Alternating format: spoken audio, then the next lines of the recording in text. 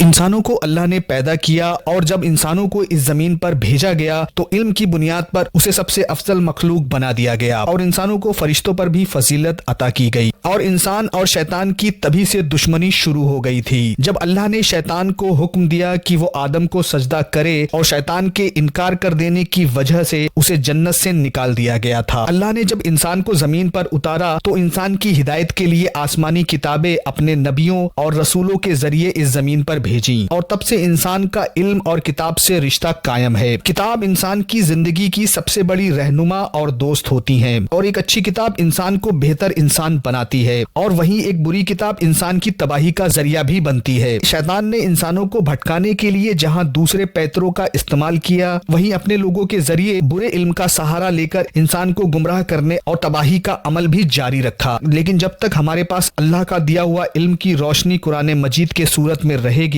तब तक हम शैतान के नापाक इरादों में उसे नाकाम बनाते रहेंगे। आज के इस वीडियो में हम आपको एक ऐसी किताब के बारे में बताएंगे जो सदियों से एक राज बनी हुई है। इस किताब को कोडेक्स गिगास के नाम से जाना जाता है। इसका शुमार दुनिया की सबसे पुरानी किताबों और हैरत में डाल देने वाली किताबों में होता है। कोडेक्स गिगास किताब अपने अंदर छुपाए राजों की वजह से भी जानी जाती है। इसको द डेविल बाइबल भी कहते हैं। इस किताब को लिखने का मकसद आज तक एक राज बना हुआ है। इस किताब में लिखे शैतानी अल्फाज और काले जादू लिखे होने की वजह से ये अंदाजा लगाना आसान है कि इसे किस लिए लिखा गया था। इसके अंदर इन तस्वीरों से ये मालूम होता है कि इस किताब को शैतानी किताब क्यों कहा जाता है। हैरान करने वाली बात यह है कि इसकी लंबाई 3 फुट और चौड़ाई 20 इंच है और इसका वजन तकरीबन 85 किलोग्राम है। इसकी लिखाई में कई तरह के रंगों का इस्तेमाल किया गया है। इसमें नीला, लाल, पीला, सब्ज और सुनहरे रंगों का इस्तेमाल किया गया है। इसके तमाम पेज रंगों के हिसाब से एक दूसरे से बिल्कुल अलग अलग हैं और हैरान करने वाली बात यह है कि इसके 160 पन्नों में गधे की खाल का इस्तेमाल किया गया है। इस किताब को लातीनी जबान में लिखा गया है लेकिन इसमें और भी कई जबानों के अल्फाज मौजूद हैं। इस किताब में सहर, सफली और काले जादू के बारे में और कुछ अजीब मंत्र और जादू के बारे में लिखा गया है। इसके अलावा जमीन व आसमान और चांद और सूरज की